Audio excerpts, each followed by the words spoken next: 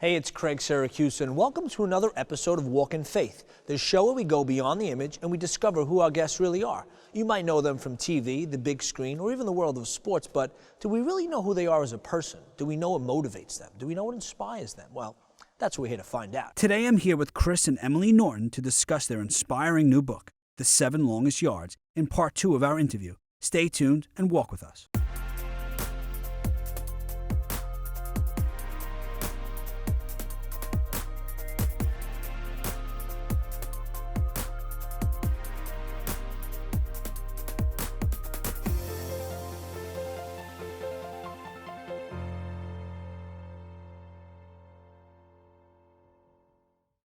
So during the rehabilitation, and what is it like? What is the training like? I mean, you played football, so can you compare it to football training or when you're training for a game or anything?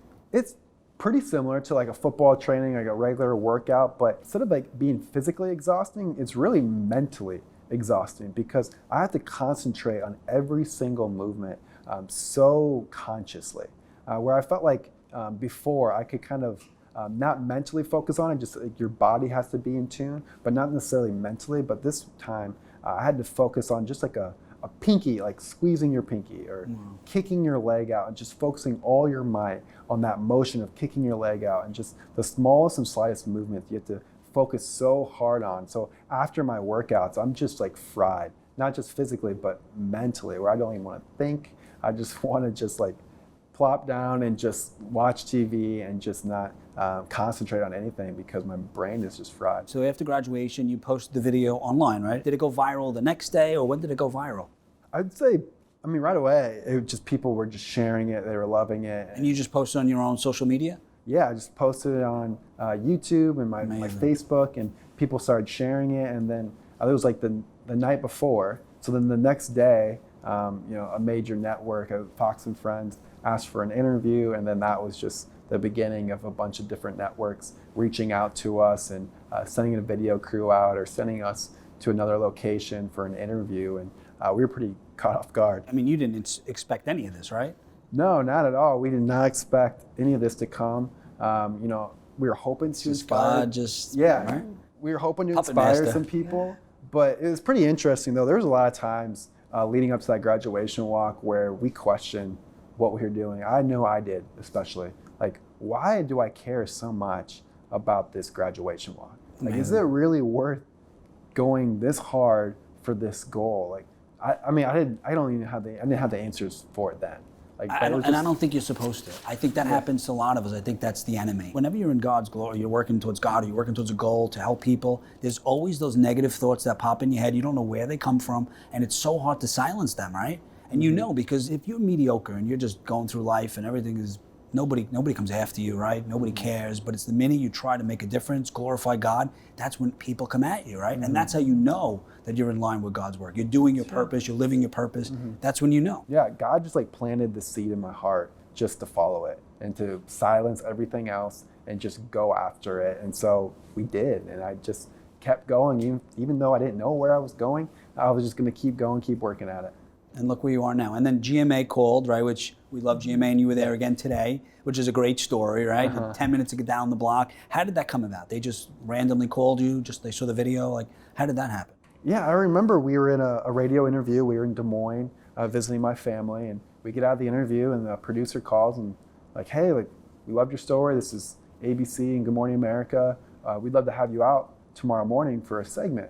Do you think you could do that? And we're like, well, sure. We'd love to. Like, how do we do that? They're like, all right, we're gonna look for flights right now. And so they start, calling different airlines, getting flights.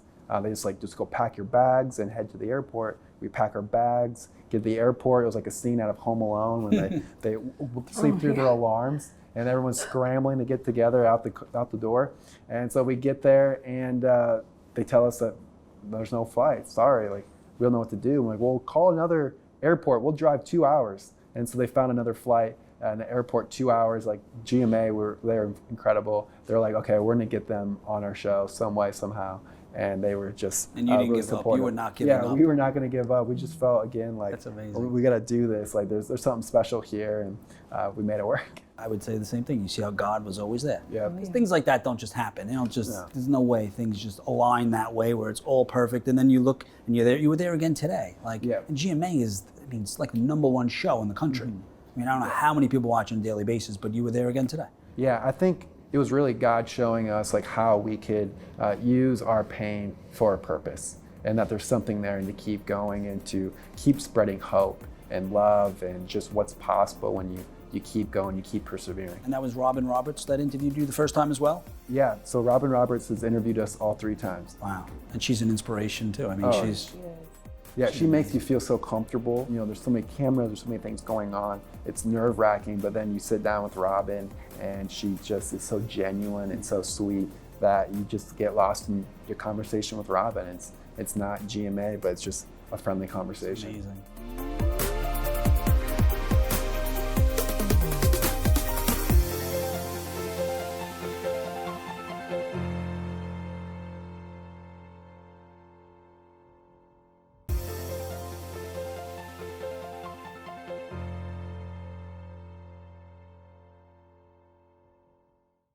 Okay, so now you go back home. Now life sort of gets back to normal. The honeymoon period's over, and then your relationship started to get tested, right? I mean, you got a call from Whitley. Now tell me about that. What took place when you guys got back home? Yeah, so after the graduation walk, I went through a really dark time with depression and anxiety, and I was at a place where I had just lost hope. I didn't understand what was happening at all. I didn't get the feelings that I was feeling or why I wasn't feeling like myself anymore. And I don't like being vulnerable. So instead of facing it, I buried it down, put a smile on my face, pretended like things were fine, which was exhausting. And then I just was so against getting help. I felt I'm very, very independent and I hate help. So I felt like if I got help, that meant I wasn't able to handle life myself. Like I wasn't strong enough, I was weak. There was something wrong with me for struggling mentally and needing some help mentally. So I had these views that really held me back from getting help and made me suffer for way too long. Instead of feeling what I was feeling, I turned to anger. Like anger was just so much easier. So that tested our relationship a lot. Chris got a lot of that anger because I was just struggling. I had no idea what to do. We went back to church, which literally changed it all. And I was able to get strength and courage to make an appointment with a mental health therapist and just let everything out. The things that I was holding on to for way too long, just release it all. And I was put on medication and she said, in 3 weeks, you're going to notice a difference. Wow. I'm not kidding you. 3 weeks later, we were playing a game. And for the first time in so long, I look at Chris and I'm like, man, like we live such a great life. Like we have such a good life. And we were living the same life, right? But I was so clouded in such a dark place with that mental health that I didn't see it. I had no idea. I wasn't feeling life was so hard at the time. It was exhausting. And when you were a kid, did you suffer from any of these issues? Or No, I didn't. And that was another reason why I couldn't believe it. Because I had such a great family growing up. I never struggled with any hard things like that. I never had anything bad happen to me. So that was another thing. Like, why would I be depressed? Why would I be struggling with anxiety? That doesn't make sense.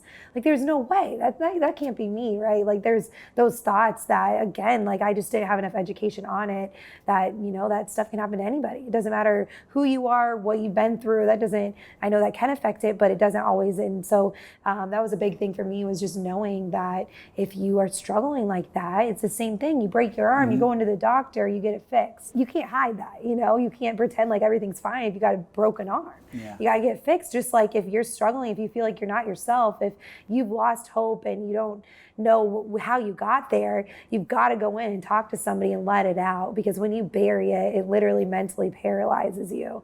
I was so mentally paralyzed in that place and stuck in that place because I stopped doing things. I stopped moving forward.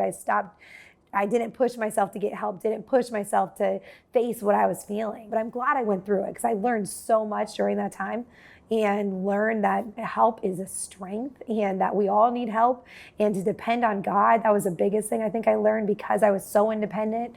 I used to put everything on my shoulders, like felt this responsibility for helping other people instead of giving that weight to God and letting go of the things out of my control to God.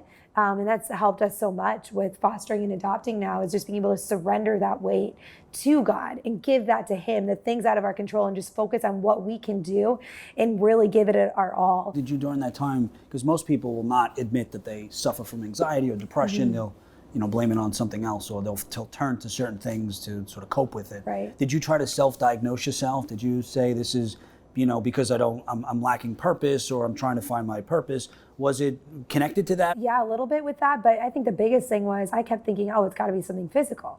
Like, I'm not sleeping. My heart rate when I'm just resting, trying to sleep, is 100. And I'm like, this doesn't make sense. Like, there's got to be something wrong with my heart.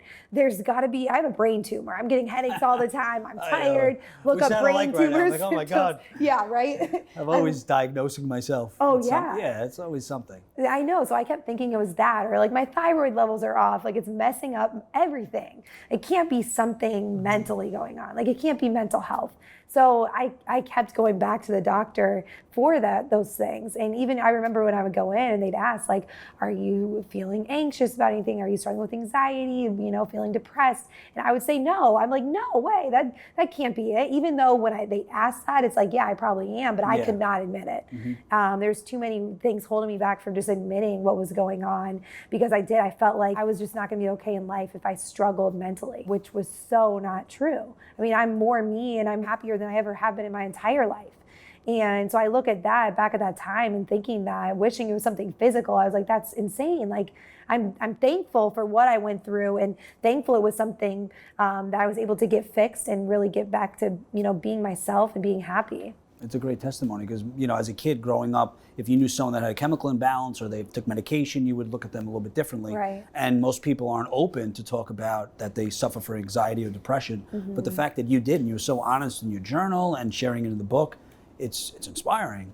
It's amazing. And so now at that point, your relationship with God wasn't where it should be, let's say. And when you went into the church, you said you heard a sermon or you heard the pastor say something which connected with you. Do you remember what that was? Yeah, I mean, the biggest thing that connected with me, the first one was just about praying, because I had stopped praying completely. So that was like the very first one that really resonated with me, was praying. For such a long time, because I didn't want to feel what I was feeling, I pushed it away, and I pushed God away because I didn't want to face it. If I would pray, I would cry. I'm like, I don't want to feel like this. I hate feeling like this. This is terrible. So I pushed God completely away, and should have been pulling him as close as I could during that time. And then the next thing that really helped push me to get help was at our church, when the pastor said that sometimes God has you go through hard times for you to learn things about yourself and strip parts away from you that aren't supposed to be there to follow your calling and purpose in life. And he even gave the example of, sometimes people who are really independent might have to go through a hard time to realize how important it is to depend on God. And I was like, oh, I think I need to learn that. Like, that's something that I've never done. When I previously, before I went through this, I prayed, but I prayed for other people, the people I was trying to work with, the kids that didn't have families, didn't have love, but I didn't pray for myself. I didn't understand why I needed to at the time. So then I started realizing, like, I've got to depend on God to follow my purpose, or else I'll never be able to do it. And that's literally the reason that we've been able to foster kids now. So so that's a big thing that is huge for us. It takes a lot to rely and put all your trust in God. Especially if you talk to other people and they're going to sort of say, discourage that, but it takes a lot. And during those times, like you said, it's when our character is developed. It's during the adversity, and then you see all those challenges lead you up to this. And then, because if you didn't go through that, like you said, you probably wouldn't have been able to cope with the kids and deal with them in a specific way, because you didn't have that experience. So everything you went through leads you up to this point where you're able to say, okay, now I see the plan. But in the moment, you're like questioning everything. Oh yeah, I mean, I know Chris told me at the time, like, I feel like God is going to use this someday. Right in the middle of it, I was like, you're like, what? No way, there's no way. Like, this, as you're screaming that at doesn't make him, sense. you're like, Yeah, exactly. exactly. Right with me. Like, are you really going to say that to me? You have no idea how this feels. Like, there's no way. But yeah, afterwards, did you ever say, Chris, you were right? Well, you haven't He knows come to that. But you got to You're say right. it sometimes. So he could bring it up and go, remember that time? I said I was right. It's difficult sometimes, but you're right. It's in the moment. It's very hard to see that, to see what God's doing behind the scenes, and to put your trust in God is so hard, especially being so independent. Yeah. We're going to take a quick break. We'll be right back with Chris and Emily.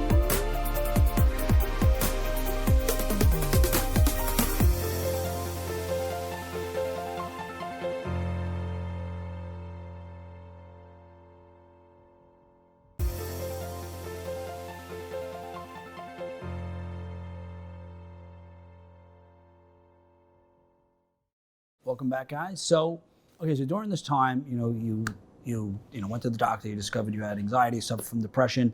You were fostering kids at that time. Was that when you decided to take Whitley in? Yeah, so we then got a call from Whitley. She was 17 at the time, and she called us and asked if we'd be her foster parents.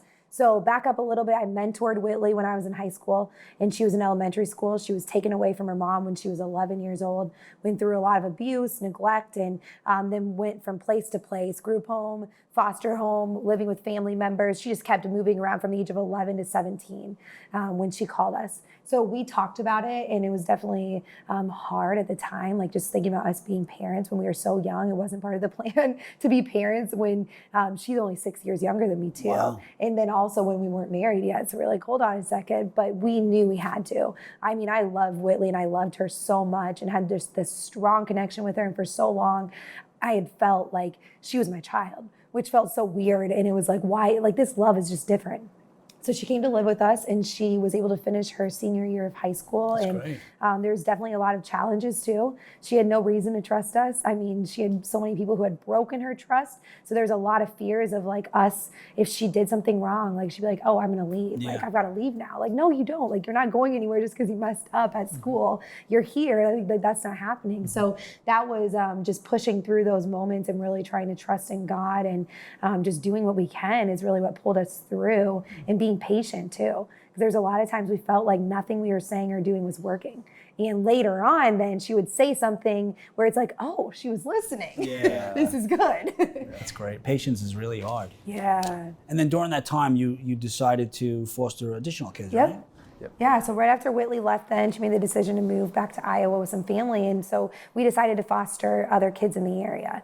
And at first we're like, we'll take one kid under the age of 2. Like we've got a lot going on. Like let's just start with a young one.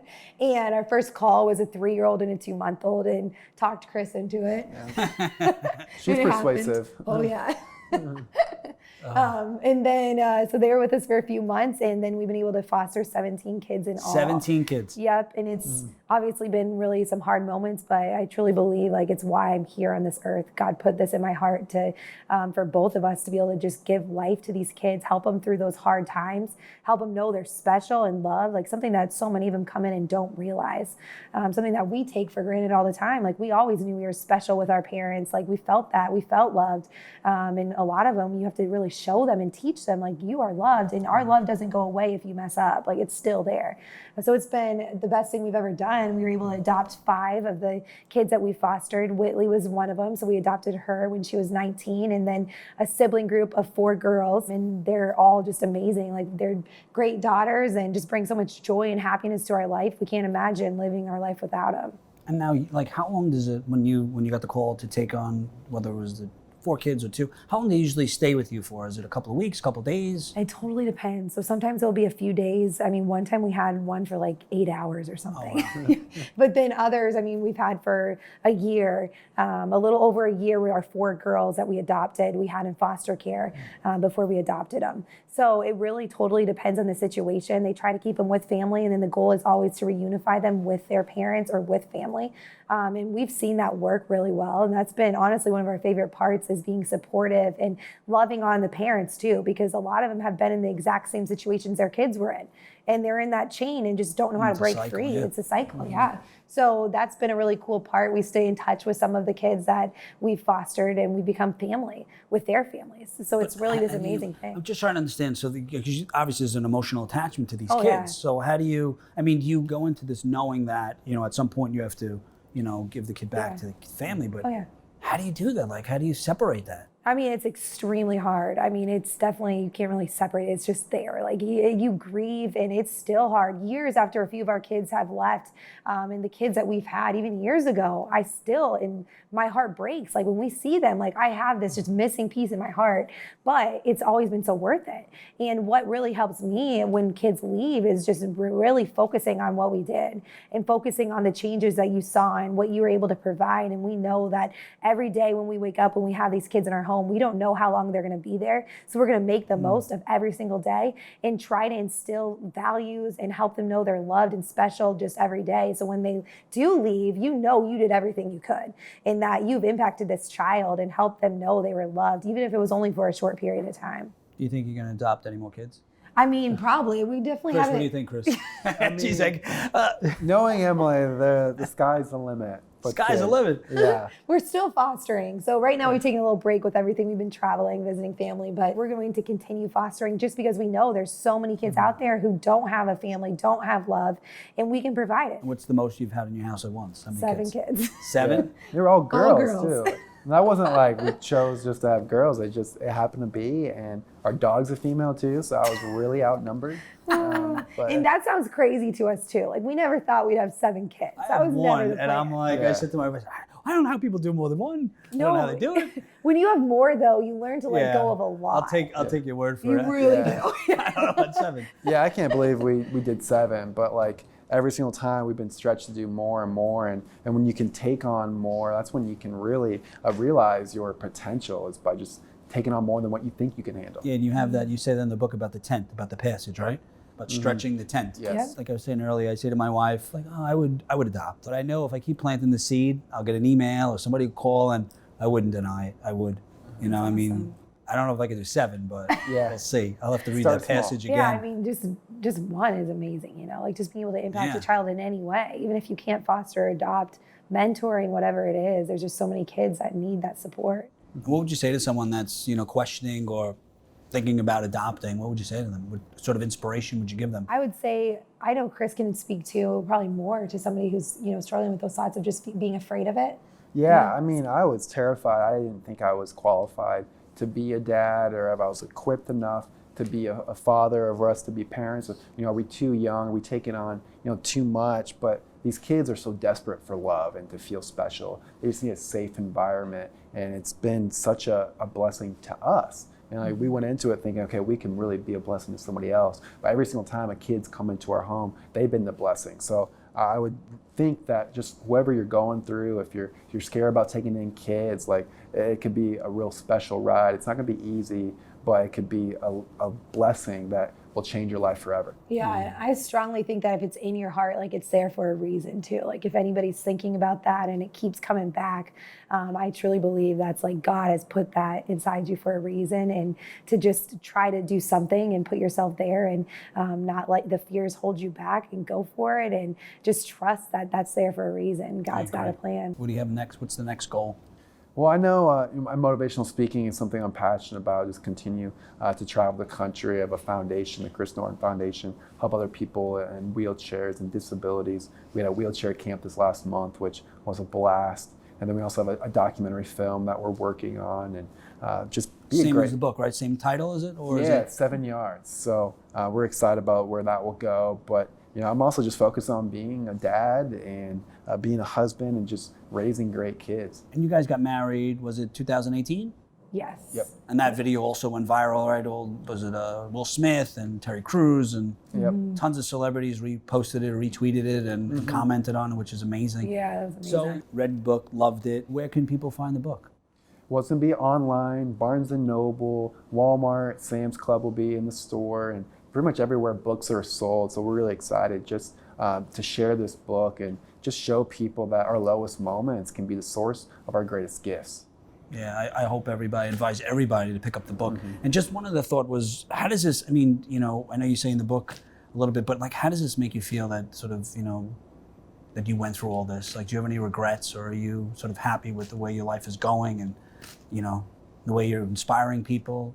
Yeah. How does it make you feel? I'm thankful for all the hard and tough moments I went through. I'm just thankful that I held on to that hope, even when I didn't see it, although I didn't feel it. I just kept going, and that's what we want to do with this book, is to encourage people to keep going, no matter what adversity or circumstance you're dealing with. Obviously, I dealt with like the physical side, Emily dealt with the mental side, and so we think it's important to get that message out, just to keep encouraging people to take one step in front of the other. It's amazing. You guys should probably, travel together and speak together, because like you said, you have two totally different point of views and perspectives on it. And in the end, this is truly inspiring. I look forward to watching, your journey, continuing to watch your journey. And I hope the book does as well as I think it will do. Well, God bless you guys. You guys have been great. God Thank bless you. Wonderful meeting you. Thank you so Yeah, much. Chris, it was wonderful Great meeting meeting you too. Thank you Appreciate so it. much. Hope you guys enjoyed today's episode of Walk in Faith. Always remember, you have the ability to inspire and evangelize through your words and actions.